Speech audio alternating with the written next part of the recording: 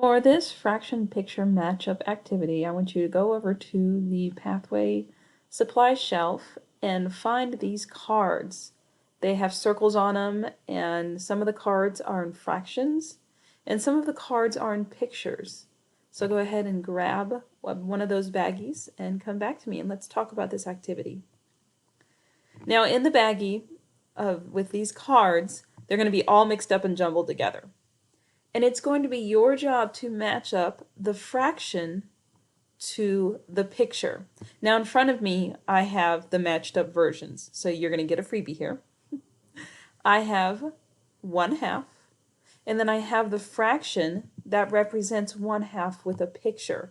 I see a square and it is split into 2 pieces, since 2 is our denominator, and one of those pieces is filled in, so 1 is the numerator because it's the amount of pieces being considered. And on the bottom we've got 1/4. Here is the picture representation for that. This square is cut into 4 pieces, so my denominator is 4, and one of those pieces is filled in, so my numerator is 1, because 1 piece is being considered out of the 4, a part to a whole.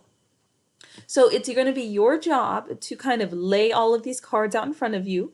Make sure you're doing it in an area where nobody will walk over you. And I want you to match up the fractions to the pictures.